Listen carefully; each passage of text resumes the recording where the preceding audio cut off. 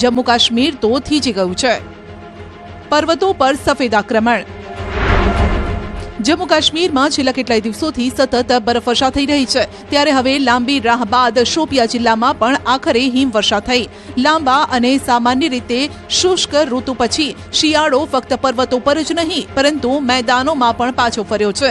લોકો માટે ખૂબ જ જરૂરી રાહત અને આનંદ અને નવી શરૂઆતનો અહેસાસ પણ થઈ રહ્યો છે, જે આ ક્ષણની લોકો આતુરતાથી રાહ જોઈ રહ્યા હતા।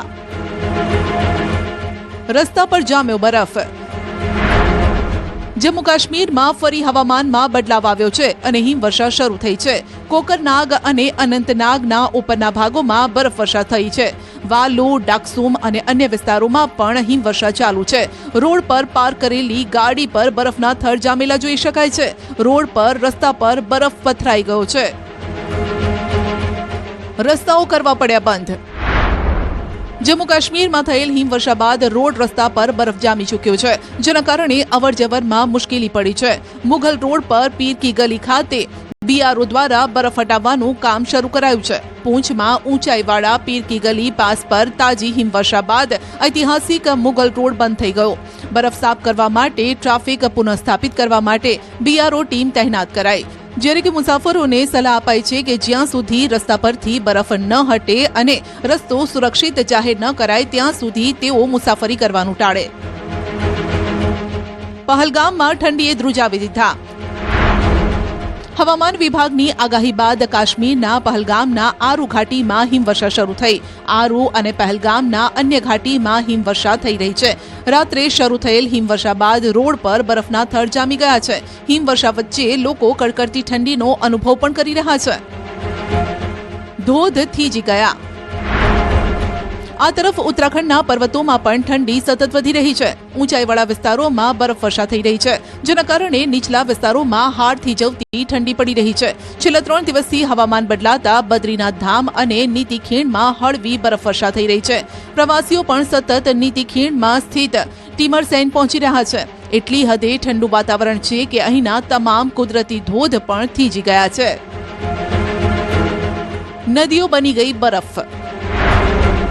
ડિસેમ્બર વીતી ગયો અને જાન્યુઆરી શરૂ થયો, પરંતુ ગંગોત્રી ધામમાં હજુ સુધી બરફ ન પડ્યો। આમ છતાં પણ નાની અને મોટી નદીઓ, જે હંમેશા પાણીથી ભરેલી રહે છે, સંપૂર્ણપણે થીજી ગઈ છે।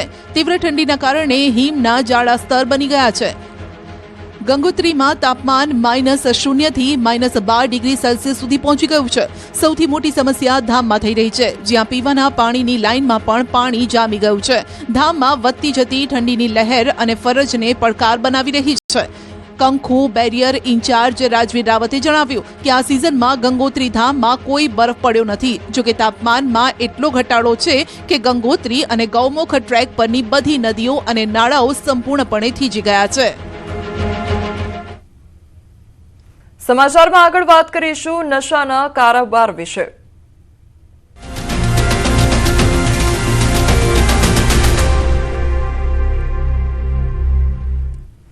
દાહોદ પોલીસ પર ફરી એકવાર હુમલાની ઘટના સામે આવી છે। દારૂની રેડ કરવા ગયેલી પોલીસ પર હુમલો કરી દેવામાં આવ્યો છે।